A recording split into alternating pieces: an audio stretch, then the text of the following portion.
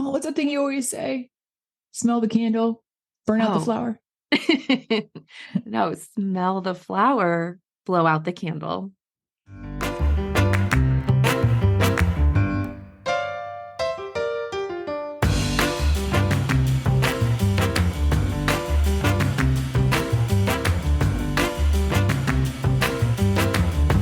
Hey, friends. Welcome to Your Work Friends.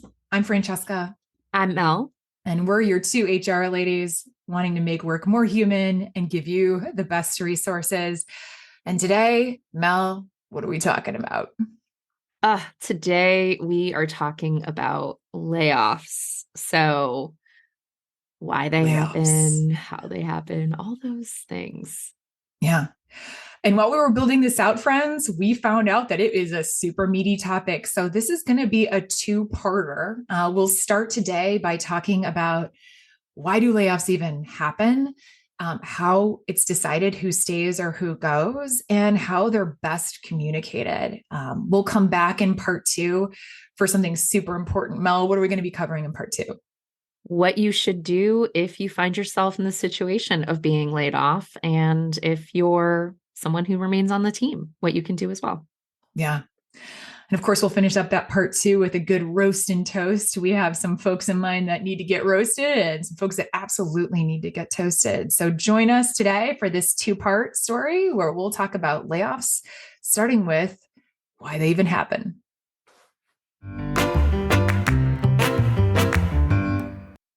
So let's start with why layoffs even happen to begin with. And Mel, I'm wondering, you've been in this space of HR for a long time, as have I. What's been your experience as to why these things even happen?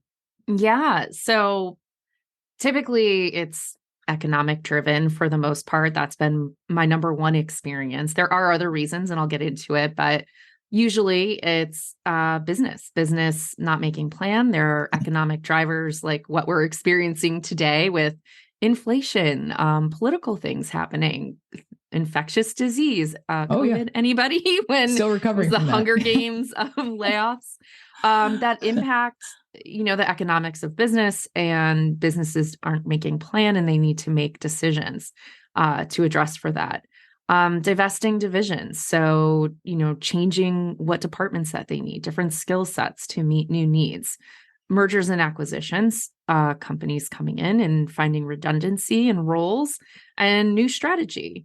My favorite thing that you say is widget. They create this widget and now they're creating a new widget, and so we need to change who the widget makers are. And so new strategy might need new people, and old roles just might not be needed anymore depending on where the direction of a company is going. And so this has been my experience for the Mhm. the majority of layoffs. How about yourself? Yeah, I mean, absolutely. Layoffs they're either economic or they're strategic decisions, right? And Right. in HR, if it was about performance, for example, we have other means of doing that, right? And so layoffs truly are economic. We're not making the money we need to be making, or they're strategic, like we're going to be doing something differently. That's Right. typically what they are, which also means even though it feels very personal, if you do get laid off, it's not about you.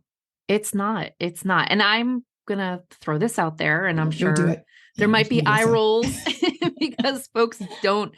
I'm sure if you've been laid off or you've had friends who were laid off, you don't feel this way. And it cannot, it really depends on how an organization handles layoffs. That makes Oh the yeah. world of difference, I think. I'm loving that we're going to get into that.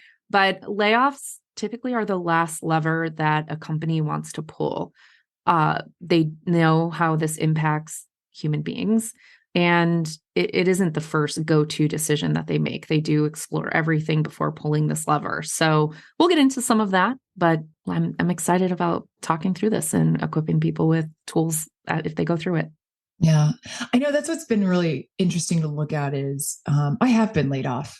I Yeah, have also been the person to have to lay people off as well and make those decisions. I've also been the person same. that's remaining on the team, right? I've been in each of these seats. We can say it's economic and we can say it's strategic. It just feels very personal, and I get that. But Yeah. I think the thing is that these are based on business decisions, and again, they're not based on your value or your performance. But there is this reality in business, right? That sometimes leadership makes a decision that doesn't pan out the way that we thought we were going to need, right? We thought we were going to go big on this widget. It didn't sell. So now we need to pare back. Right. Who's working on that widget, right? And that's what this really comes down to. So I think looking at those economic and those strategic reasons is really critical to know.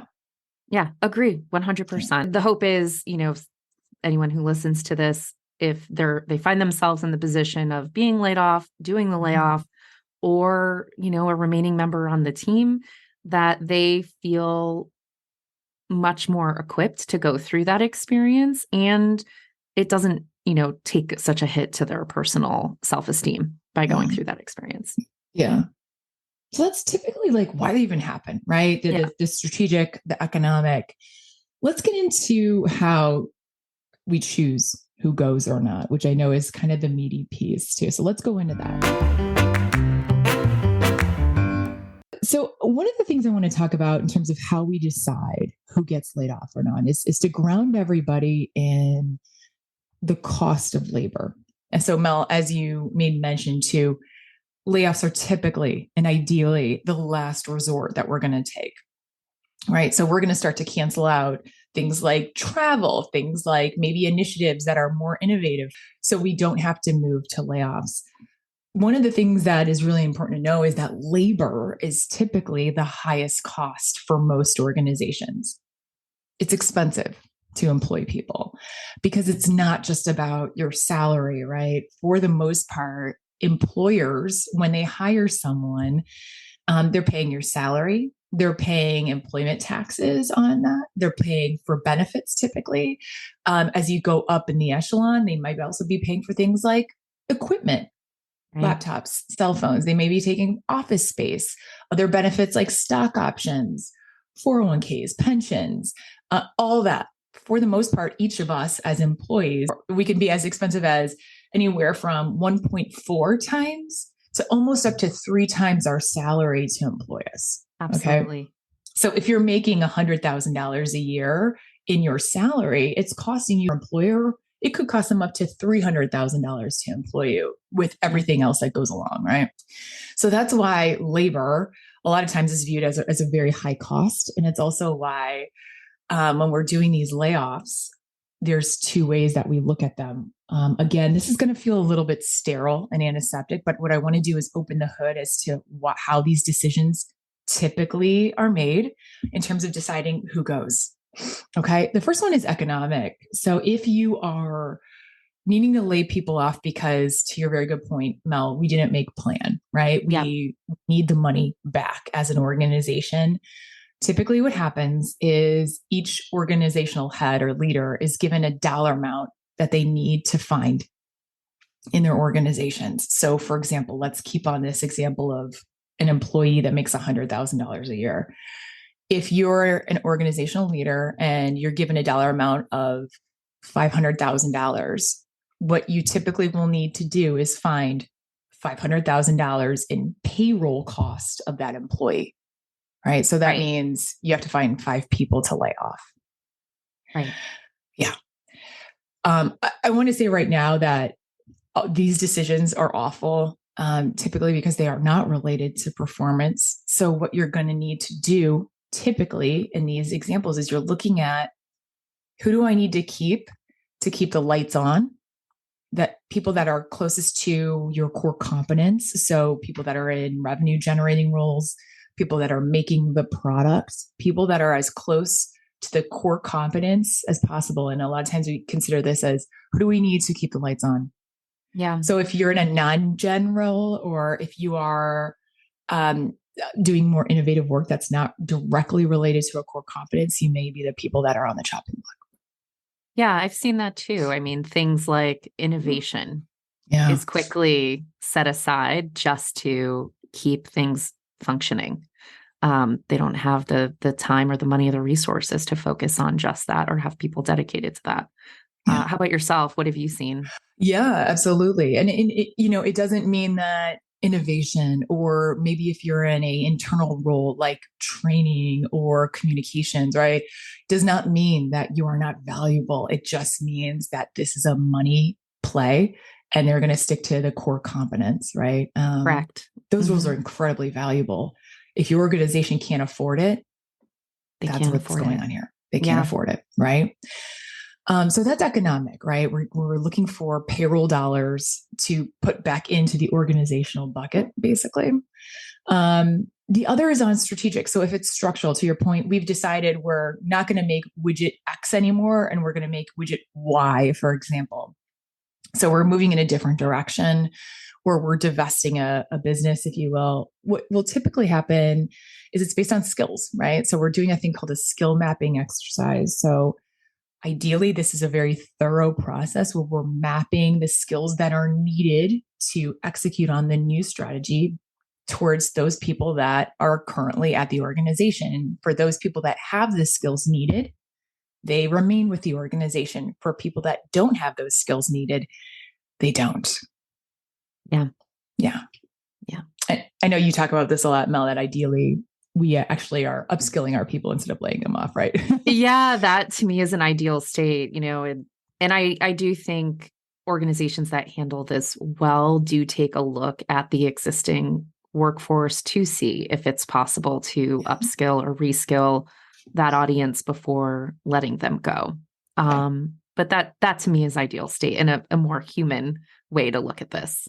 Yeah. Well, we see a lot of organizations doing it and actually Mm-hmm. investing a lot of money, AT&T, Amazon, Deloitte, right? Where they're taking millions, sometimes billions, I know Deloitte Absolutely. is, and reskilling their folks before we even get to the point where we realize they don't have the skill sets we need. So I think some of these really proactive organizations are doing this. It is absolutely doable. So applaud those organizations that are doing it. Sometimes organizations don't do this. And they have to go through this skill mapping exercise in order to figure out who remains with the organization. Yep. Yeah. So how it's decided is it's really that economic factor, right? We need to find money in the payroll. We need to stick to our core competence, or we need to find the people that are going to have the skills needed in order to do the strategy that we're about to embark on. That's how it's decided. I think what's really interesting, though, is, while that's being decided, sometimes as an employee, you start to get a feeling for, is shit going down? Yeah. I know Yeah. we all sometimes have that hair on the back of our necks. And, Mills, what's been your Yeah. experience, right? What's been your experience with this around, like, how do you know a layoff is coming? To your good point, there are signals, right? Yeah, We've there are. all There are. experienced these signals where whether it be a conversation or an all hands meeting or just something in passing that someone says makes your ears perk up like, what? Something going on here.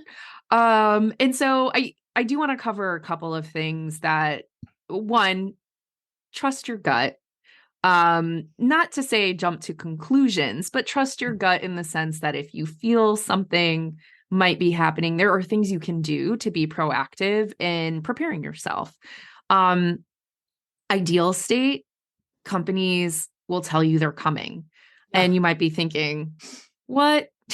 Why would I want to hear about whether or not a layoff is coming? And there's a lot of reasons, right? From a personal standpoint, if I think clear and transparent is kind. Thanks, Brene Brown. Yeah. I think clear is kind. Be transparent about this. If an organization is transparent, it allows people time to prepare, to get over the initial shock of what's about to happen. And they can start preparing themselves for what they need to do and if they do get laid off. There's also something called the Warren Report. Francesca, have Ooh. you heard of the Warren Report? Yeah, I have. And quite honestly, periodically I check what's going on in my state just to Yeah, see, right. because I'm a stalker. Yeah. I Yeah. know, The me Warren too. Report. Me too. Well, to our fellow State Department of Labor stalkers, or to create new ones, we're gonna share with you what this means. So WARN, WARN, is the Worker Adjustment and Retraining Notification Act, which is really enforced by the U.S. District Court for any district that might be in violation of not adhering to the rules here. So what is the Warren report? What is it? What do they need to report? It requires any employer with 100 or more full-time employees, not counting workers who've been there for less than 6 months on the job, to provide at least 60 calendar days advanced written notice of a work site closing if it's going to affect 50 or more of those employees, or if it's a mass layoff affecting at least 50 employees and 1/3 of the work site's total workforce. So essentially, 60 days in advance, if they meet these criteria, they need to report this to the State Department of Labor. And anyone can see this. This is public information. So you have an inkling, maybe there's rumor mill happening in your office. Look up in your State Department of Labor's Warren report to see if your organization is out there. Sometimes it's not where you live, especially if you have a distributed workforce across the US. You'd want to check the headquarters site for your company to see if they have a Warren report out there. So be a stalker for your State Department of Labor. Check out the Warren reports.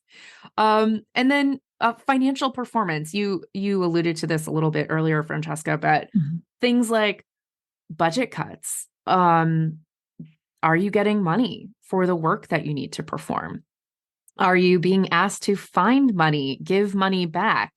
Are you going through a hiring freeze? Are job recs not getting approved? Those are all signals that things might be slowing down and other levers are being pulled before a layoff happens. I just want to point out, not all of these signals mean a layoff is going to come.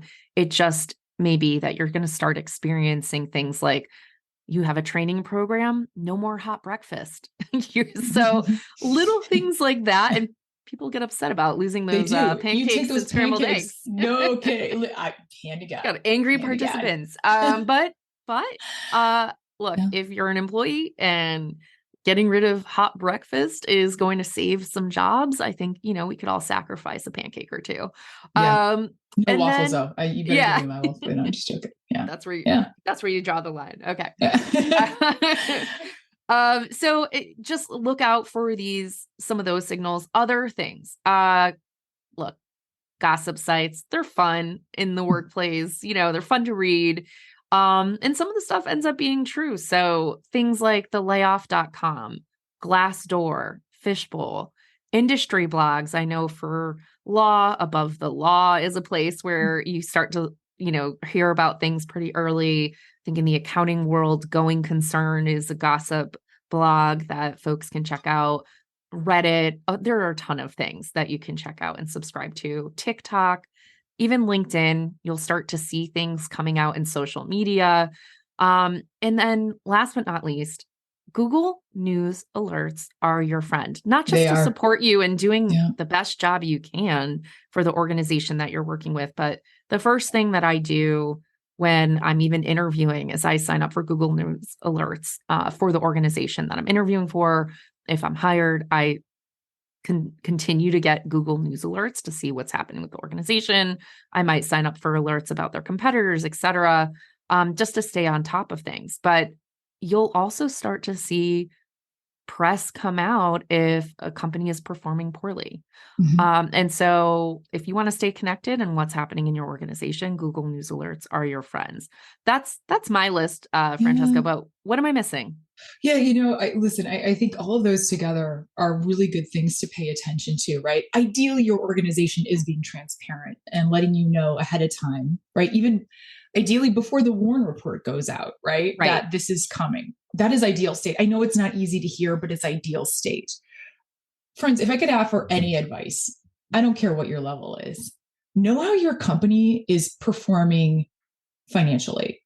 If they're public, that information is incredibly open to you in things like their annual reports. Sometimes these are called a 10K. In terms of their shareholder meetings, those are all open to the public. Sometimes they'll be in your intranet. If they're private, there are sometimes financial reports on your intranet site. You can also ask your leadership as well for how you can find out how the company is doing financially. But know how your company is performing. Keep yourself abreast of that, because that will give you a sense of, do you all have cash or not? Are you Yeah. solid or not? Right. That's always just a good thing to do, to understand, again, financial performance and directionally, where's the company going? The last thing I will say is on your competitors' financial performance as well, because typically what we see is that when competitors start laying off, your organization may be soon to follow. Yeah, there is a domino effect that Yeah. happens. Same thing happens when they're looking at compensation and they're trying to Yes. match each other. So pay attention to this stuff. One thing that keeps coming up over and over is the communication piece, Francesca, Yeah. and how key communication is here. Yeah. What does the gold standard look like here for an organization in terms of communication, even like a leader, a team leader? Yeah. The gold standard for me is transparency. Okay. And it's so interesting to see how the gold standard has evolved, right? Because we used to not feel like we needed to be transparent. I mean, there are still some schools of thought that tell people the least amount of information they need to know. Let's be quote unquote professional about it and let's move on. And that to me is a really antiquated kind of a 90s way of thinking. I Um, cannot agree more. yeah, it's like, uh, People are so going to find out. We're in such a different world today. And, I don't know, it's a bad look it's a bad look. It's also, let's treat people with respect, with and dignity. dignity, Yeah. and part of that is giving people the information they deserve, right? In order to make the best choices for them and for them to also, understand what happened, right? Knowing what happened is a really big deal for people. So transparency to me is huge. One is to be transparent about what's happening. Ideal state, your organization before layoffs have even happened will let you know. Again, I know it's uncomfortable, but it's kind, right? It's giving you the information so you know what you need to do with that, whatever that looks like for you, right? Being transparent about when it's going to happen, why it's going to happen, etc. Ideally, when they have happened, again, we're continuing with transparency around what happened, that they have stopped. So the folks that are there know that they're not going to get a phone call, right? That's something I see a lot of organizations doing, where they don't say, we've stopped, and people are still scared that they're going to have a phone call. The other is around giving the reason why they have happened and reiterating that in a way that it's clear and not corporate speak. Okay. And so I know a lot of organizations are like, oh, we gave the reason why. It's because we wanted to protect the health of the organization. Yeah, that's clear as mud. What does that mean? In Yeah. what way? In what way? I'd much rather see an organization, quite honestly, hold themselves accountable and say, we needed to find $20 million. Right. And it meant letting go of some folks. Right. Right. People will understand that. It's not a great position to be in, and I understand that, but giving a reason why that is clear is huge. And then giving, if you can, there are some limitations here, but giving some reasons for how decisions were made, right? I understand from an HR perspective, from a legal perspective, we've got some limitations here, but again, giving the when, giving the why, giving the how is huge. The other thing I think is really important as you're guiding your organization through the next few weeks, ideally, as an employee, your leadership is talking about what happens now in terms of how we make sure that this doesn't ideally happen again, and what we're going to do as a collective organization to get through this together. Yeah. Right. This is where you'll see organizations ideally giving some sense of, here's for mental health actions that we are going to be taking collectively. Here's how your leaders will be there for you. And the other thing is here's how we're taking care of the people that we just said goodbye to. Yeah. A lot of times I see organizations not doing this, but I think if you've really taken care of people that you need to say goodbye to, you'll be letting people know that are still there what you did in terms of giving them insurance benefits, giving them resources to help soft land with a job search, and giving them generous severance packages. Yeah. And if you've done all that, communicating that or looking to see if your employer is communicating what they're giving people is a big deal. And that's full transparency. Yeah. I think that the impact of that is, as you said, one, it's treating people with dignity and respect. That's number one. And two, organizations benefit from being transparent. For the folks who remain, that's going to help retain that existing talent. Like typically after layoffs, you will see a trickle of people leaving on their own because they don't trust an organization if they don't have the transparency that we're talking about here. Yeah. Or if they feel, it's just corporate word salad that they're getting and they're not getting the transparency. Or they've heard through the grapevine that their peers and colleagues were not treated well in that. So I'm looking at folks who've given just 2 weeks severance, for example, or, if not honored things like bonus and that sort of thing. Your people that are remaining are listening to that and they're paying attention to it. And I might add, in the competition for talent in the marketplace, people who are interviewing with you either immediately after or even a few years down the road, they in their research are going to find that information, and it's going to play a part in whether they choose you as an employer of choice. Yeah. And so all of these things are beneficial to an organization to just make this process more human. Yeah. There are times where some organizations don't even have, there are no funds for severance, for outplacement services. There aren't funds. There are times that happens. Yeah.